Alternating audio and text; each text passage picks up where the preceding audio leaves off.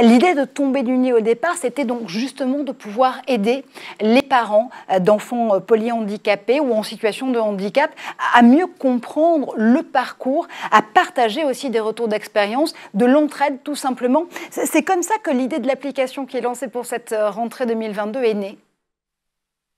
C'est arrivé en deux phases. La première chose qu'on a voulu faire, c'est d'abord énoncer ces enfants qu'on nous avait dit dans les services qu'ils étaient non aimables.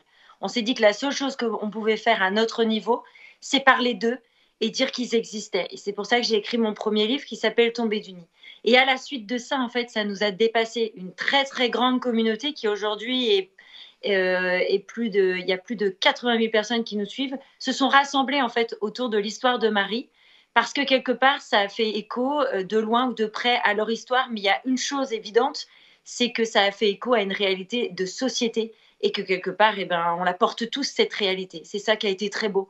C'est que finalement, avec l'histoire de Marie, eh bien, ça a permis à beaucoup de personnes de se dire qu'on n'était tous pas étrangers finalement à cette tristesse et à ce manque d'accueil de ces enfants au niveau de l'adoption ou au niveau de leur handicap. Et dans cette communauté qui s'est mise en place très rapidement, il y a eu énormément d'échanges, aussi bien pour des familles qui ont souhaité adopter ces enfants, et puis de familles qui avaient déjà des enfants porteurs de handicap, qui avaient des grosses souffrances déjà sur l'annonce du diagnostic et sur la suite aussi des soins. Et donc, on a commencé à les rencontrer, mais très vite, en fait, les messages nous ont dépassés et on a mis les gens en lien entre eux.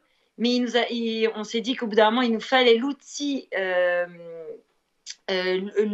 technologique qui nous permettrait de démultiplier ces échanges pour que notre volonté première, c'est que ces familles ayant un enfant porteur de handicap ne soient plus jamais seules dans